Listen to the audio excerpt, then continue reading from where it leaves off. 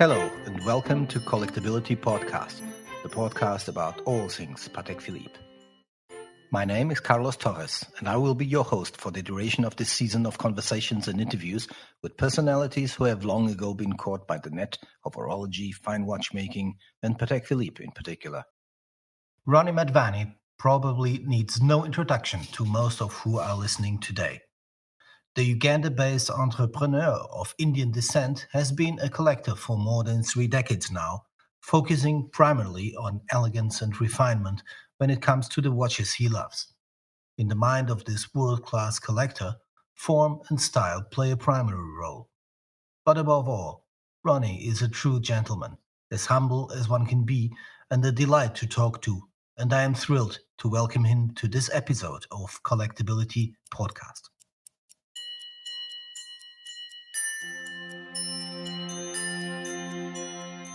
Dear Roni, welcome to Collectability Podcast. It's just a great pleasure to have you with us. Thank you, and thank you for inviting me. It's a great honor to be here, actually. So Roni, in your magnificent Instagram account, you usually use a particular kind of object as background for your watch photography, and it's a kind of object you also collect. Why this fascination with Art Deco? First of all, thank you so much for the kind words and compliments. I just find it's like when you look at sort of normal watch photography, for example, in auction catalogs, I just find it repetitive and dull and boring.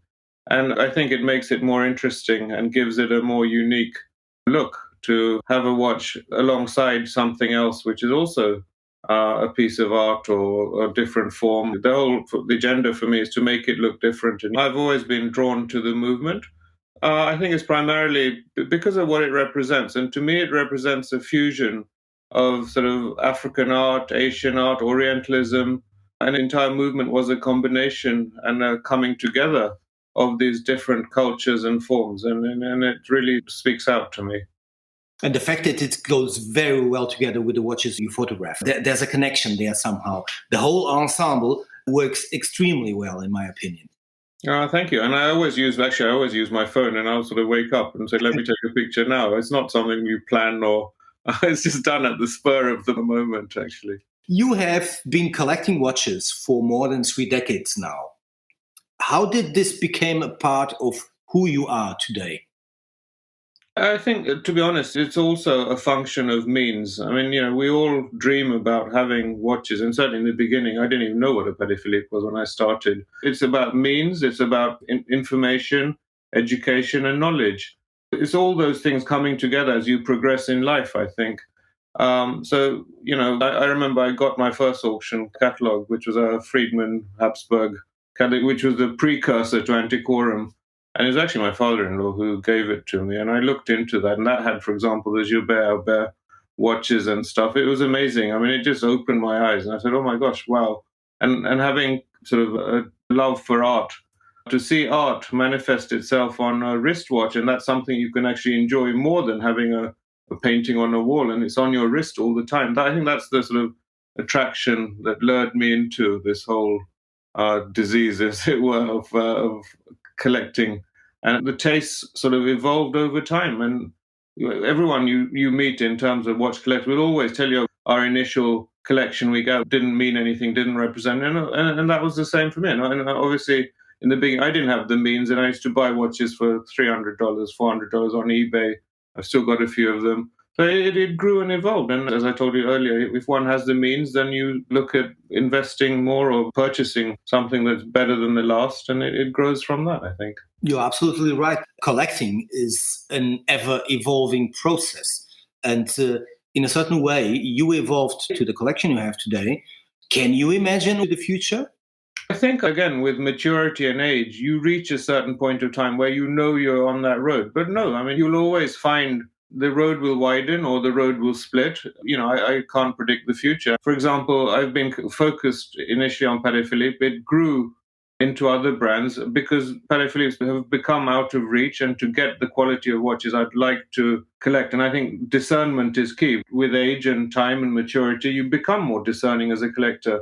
So to find pieces that meet your standard in terms of quality, it's increasingly difficult. So either one has the choice of, okay, stop collecting. But if you're passionate about wristwatches, you look elsewhere. And I looked at other brands and I still do. I'd like to buy everything I see, but I don't have the means to do that. So I think maintaining focus in anything that you collect is absolutely critical, because it's very easy to just gather a hodgepodge of stuff. And I was reminded during the lockdown where you're bored out of your mind and you just see watches which were relatively inexpensive, and I bought them.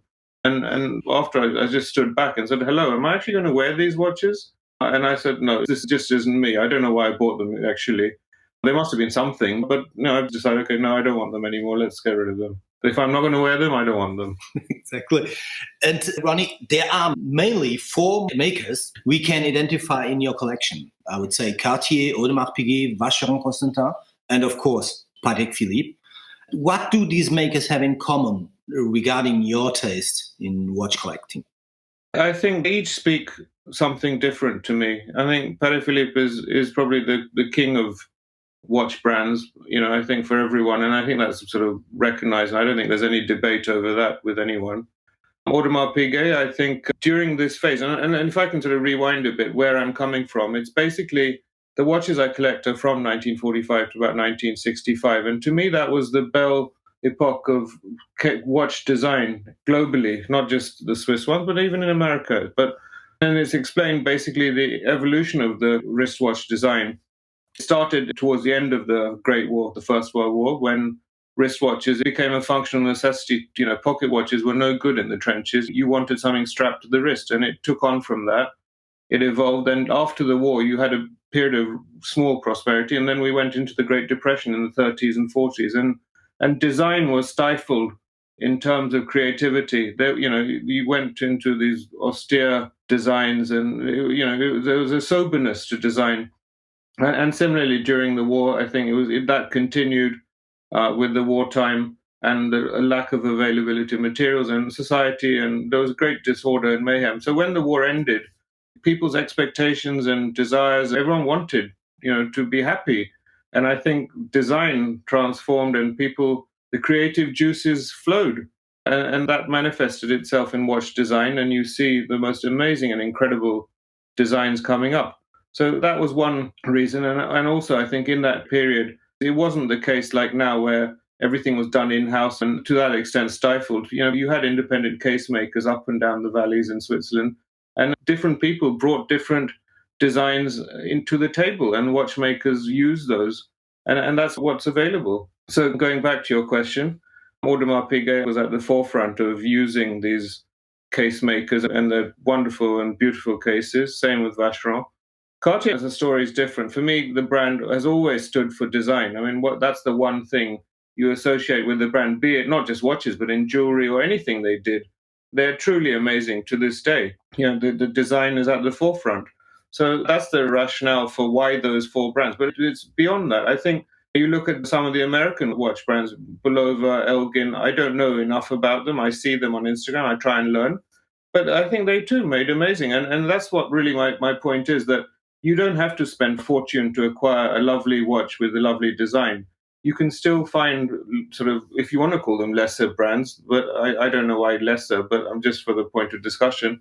You can still have a lovely collection without spending an arm and a leg to acquire it. So there's, my message is, please look beyond the steel sports watch. There are other lovely things you can wear and enjoy on your wrist.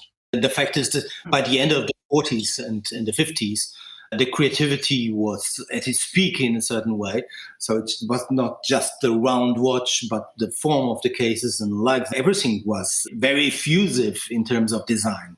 It was a great period. Absolutely. And then thereafter, in manufacturing in general, be it cars or, burgers or pizzas or whatever, manufacturing was a process. It developed into a process where there was standardization required, be it in parts of cars or the amount of mayonnaise in a burger or whatever. There was a conformity that all manufacturing processes came to follow. And that rigidity and conformity squeezed out creativity to this day. We can see that very clearly in your watch collection, where one can say there is one common denominator, form and design. which takes us to the eccentricity regarding cases and lugs when compared to what the usual collector seeks or buys. And we can say Gilbert Habert, for example, if we talk about Patek Philippe, plays a fair important role in your preferences. Well, I think when people refer to Patek Philippe and design, people think of him. I think that that's correct, but there's so many other case makers that deserve as much or if not more credit. There really are so many. And I think this whole subject of case makers is quite relatively unexplored and unknown. There are fellow enthusiasts, Charlie, books on time. I know he's doing some work on it. I think you mentioned you are. So I hope we can, further our knowledge by some of us doing the hard work, and the rest of us can piggyback and learn from you. But really, I think there's so much more to learn about who made it. For example, there's a gentleman called Josh Rankin, and basically he has done a lovely article for Watch Time India on Gerald Genta and the role of Gerald Genta beyond the Nautilus and the Aquanaut. And in that article, he writes that Genta, in his early days, was selling watch case designs for $15 a piece to all the manufacturers. And he sold, 100,000 watch. I don't know what the numbers are offhand, but so the influence of someone who is considered the father of design, again, perhaps that's probably an over-generous description, because I think there's so many individuals and small watch case makers who also should be recognized. So it's all out there, but knowledge is something we learn, and it's available. The minute someone thinks they know everything, that's the end of the day. It's a disaster, but it's all about learning and attaining further knowledge. But we do have to make a separation between designers and case manufacturers in a certain way. Of course, Gilbert Habert, designer, but then we have case makers that receive their designs and just execute the case, like Markowski or Jean-Pierre Hagman, for example. Do you see or do you notice a difference in quality between these, the pieces you collect? You have a preference for certain case makers? No, I don't think so. I mean, for me, when I look at a watch in the first instance, it's 95% the design. But it's for me, it's design driven, and that's what makes me tick, and I'm totally passionate about. It's just the design, the form. If that speaks to me, I fall in love, and I become greedy, and I want it if possible. Like that striking first look. Absolutely. When you see it. It's unavoidable. You fall in love or you don't. Absolutely. And you have another passion. Well, it's a preference at least. You seem to have a good taste for double-signed pieces. So what does that additional retail signature add to the watch? To be honest, I had many of these and I didn't even think about them like that. Then I think Philips did the themed auction, and suddenly something, the back of the mind ticked and said, oh, hello, I've got a few of those.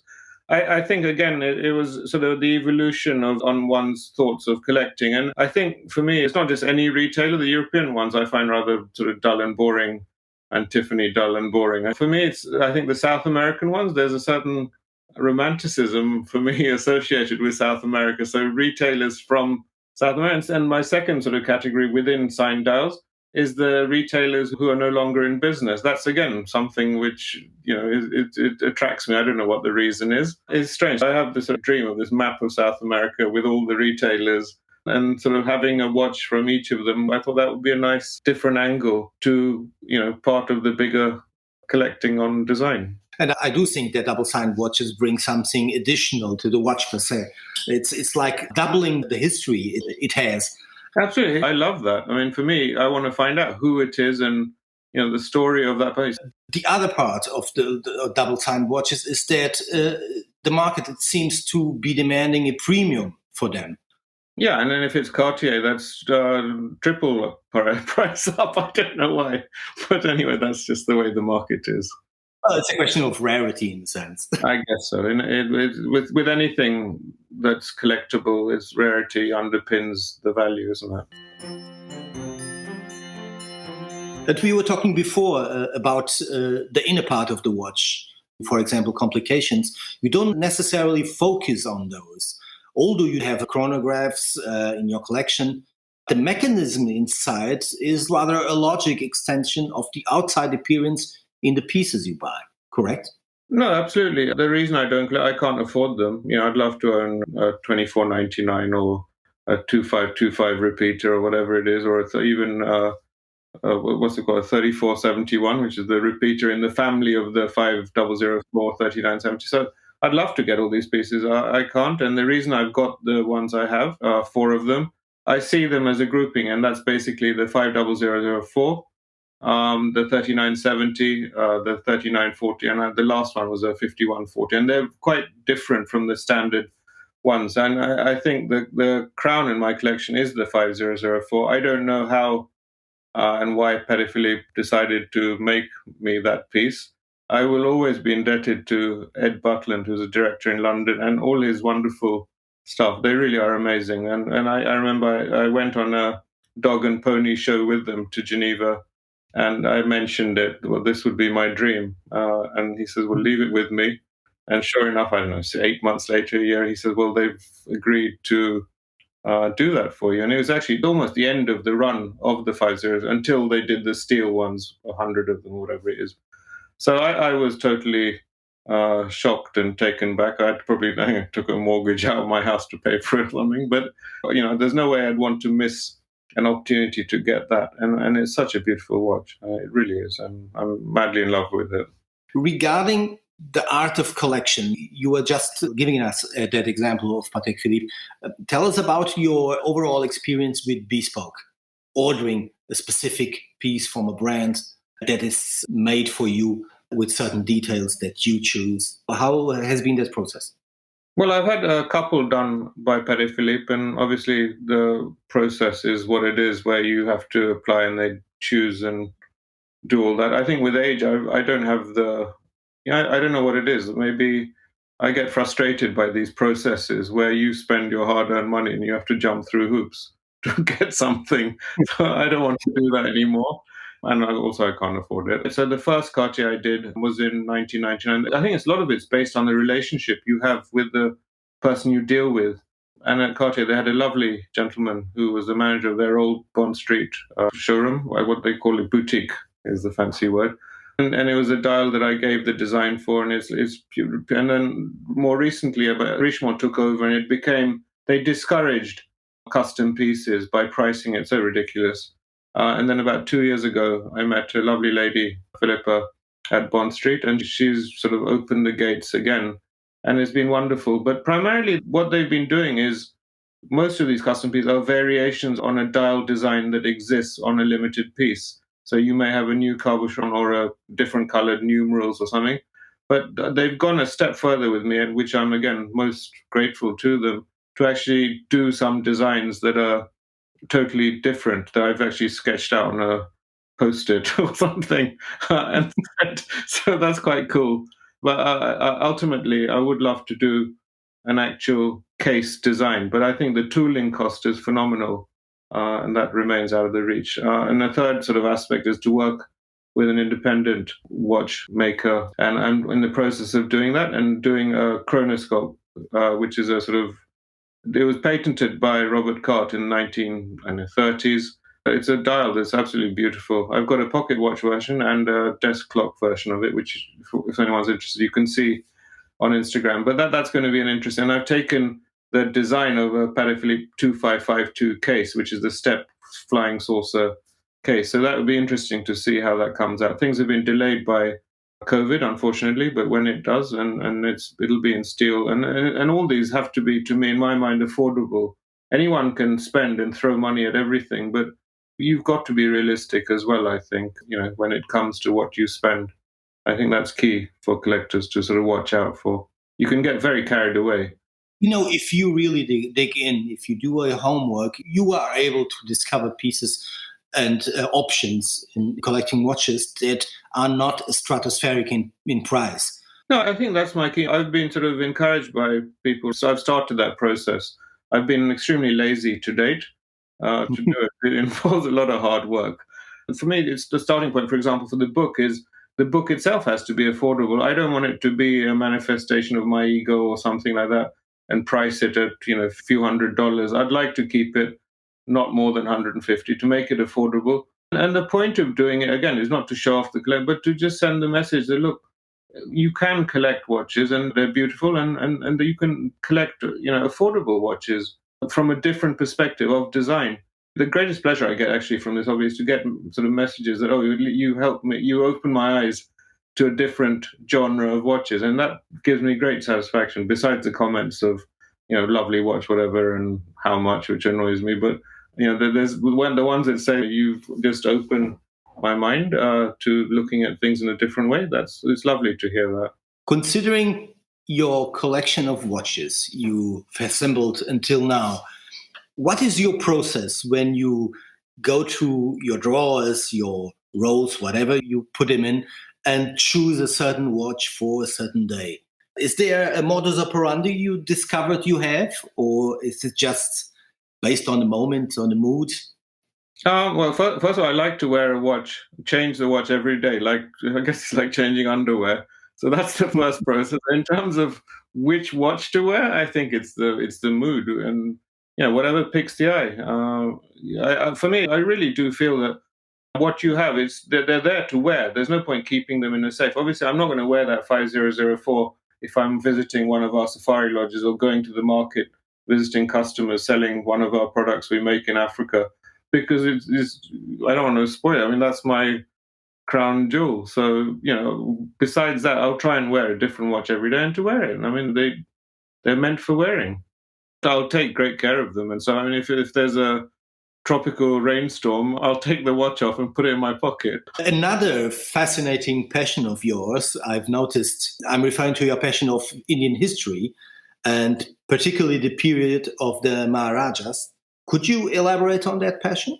Yeah, I mean, the Maharajas during their sort of heyday were probably the topmost buyers of luxury goods, and brands like Cartier, Van Cleef. There's so many others. They spent their money to show off and be individual. And it was almost like a one-upmanship on who had the better watch or who had the better car or who had more cars or whatever it is. And for me, again, the interest is in the past, and I kind of still look at is pocket watches with enamel portraits of Maharajas.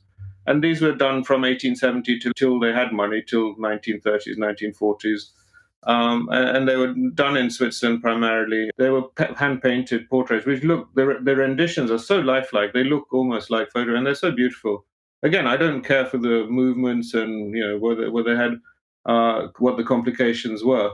But it's just that enamel portrait loved me, and I managed to get some lovely ones, and then other people started collecting them, and then they were out of reach, and that was that. That shut the door for me for that. Then when I obviously sold some to continue my main passion of wristwatches, and I've kept a few, and I still will keep an eye out in some regional auction or something in case I find that treasure at a fair price. And that's in a way a problem. The more people discover the pleasures of collecting watches, it becomes more difficult to collect certain items. Here, the pieces with the portraits of Maharajas is a good example, but also other pieces.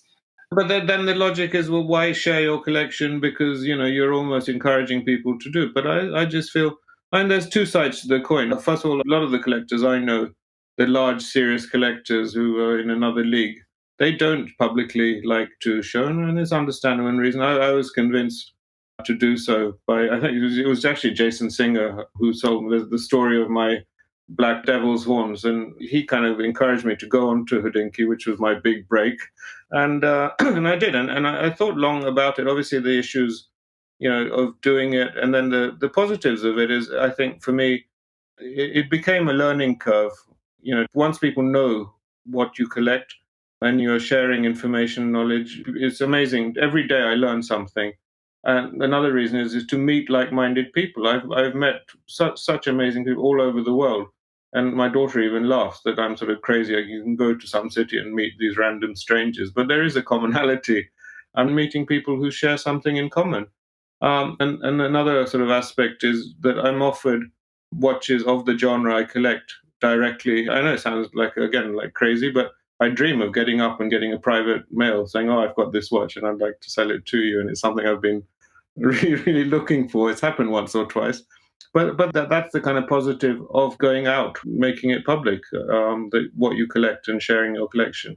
So there's a lot of benefits to it. I mean, the negatives are obviously the security part. If you want to come to Africa to come and get the watches, everyone's welcome. Well, the internet has brought with it a lot of advantages. We have discovered a lot more pieces with the advent of the internet. Everyone's more connected, and I think the fun part of being in this world of watches is actually the people we meet. So it's like my friend Gary Getz in the United States says, it's all about the people. And that is really the good part. And you, of course, are an example of it. We are talking about watches here, and the main pleasure is that we are communicating with each other about something we both love. No, for sure. If it wasn't for the internet, I would not have got to the stage where I am in my passion. Before I used to get auction catalogs, and I have shelves and shelves upon shelves, and you'd rely on that as a source, and those used to come like 3 months after the auction anyway, and the books were limited. Now every day there's a book on watches and stuff, but the internet's opened up a whole new world in terms of seeing what's out there, attaining further knowledge. Yeah, it's beautiful. Which brings me to a common passion we have both. It's books about watches.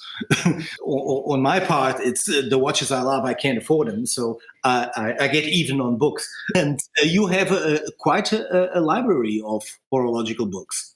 I've got most of the books that within what I feel are reasonably priced. I mean, once you start having to spend more than a couple of $100, I don't feel happy to spend $1,000 on a book. I just feel what is the need for it to be priced at that level? If it's like a Bible, a reference book or something, yes, I understand. It's indispensable as part of the sort of passion. You want to look up something, but if it's someone's collection or something and to spend that kind of money, I'll pass on that one. I'd rather get a watch. I think there's some lovely watches that are available at an amazing price. I mean, like Dan Henry, his watches are incredible. I wish he could teach some of the big brands on what he does to market his watches. But besides that, he makes the watches, the finishing for $150. I mean, some people, when I put it up, I wouldn't buy it because it's a quartz movement. But what do you expect for $150? You're getting 2 straps, a box, an incredibly made watch. The dial's amazing. We have been seeing micro brands coming up like mushrooms in the market, but a lot of them have incredible proposals in terms of style, design, and quality overall. A lot of them, I know I keep talking of price and value. I think that's so important because I've been through the cycle of life when you don't have the means and you have to sell off things. And I don't want to be in a situation where you spend tons of money and when it actually comes to selling it, you get a minuscule fraction of what you spent. I mean, that's not a nice experience. And that's one of my concerns with these micro brands that are lovely. I'm not knocking them. But in terms of pricing, you will not necessarily get that. People don't like to talk of this aspect of collecting, but I think for most mortals, it's an important aspect. It's very easy to go out and spend money, but God forbid, if something were to happen, then you don't want to be in a situation where everyone, when you want to buy, everyone's sort of showing you bells and whistles and everything, but will you get your money back? That's important for me. But you were mentioning selling watches. Many times when you sell a watch, later you repent of it. I think you've passed through that experience also. Oh, of course, I think all collectors do, and if you don't have the means to just keep everything you do, and we all see something that we think is better at that moment in time, and you need the money and you need to sell, you need to trade, get rid of a couple of watches to buy something, but that's part of collecting, I think, isn't it? But as human beings, we all have regrets in all aspects of our lives, and watches is one of them. And suddenly when you look back and say, oh gosh, I wish I hadn't sold it, and then if you see the watch is appreciated far in excess of what you sold it, then you feel even sadder. It's part of the learning process. If you don't make mistakes, you don't evolve as a collector. That's the general rule of life, I think, isn't it? It's not just watches; it's anything at all. If you do, if you haven't learned from your mistakes, then you're a bit of a lemon, I think. Yeah, exactly. Roni, this has been an incredible conversation, but I have one more question. I know your family business runs a charity, the Madhvani Foundation. Could you tell us a little bit more about that organization? Yeah, sure. Just before that, my grandfather went with pretty much penniless at the age of 16 from India to Uganda over 100 years ago, and the story started there. And it's really a socially driven family business. We employ directly about 14,000 people in Uganda. We buy sugarcane from about 8,000 farmers, and we support, I think, about indirectly about 150, provide a livelihood to about 150,000 people. And it's something which probably could be done. I remember we were in the brewing business, and I ran the breweries we had. And the minute after I sold it, I had 800 people, and you know everyone who works, you know who their family are. The minute I sold it, I think they reduced it by half the first 2 weeks. I was like an employment agency trying to find jobs for people who work for me. But going to the foundation, yes, that's one of the things that my grandfather set up. And so we basically sponsor about 170 students at university. They've completed their first year, but have been unable to complete due to not having the means. But this is like just one of the many things that we do and we feel strongly we need to do for our country. And it's an incredible work. Thank you. Roni, thank you so much. I hope we can do this again, another chapter in Collectability podcast episode with yourself. Look forward to it. Thank you so much indeed. Thank you, Roni. Thank you. Take care. Thank you all for listening.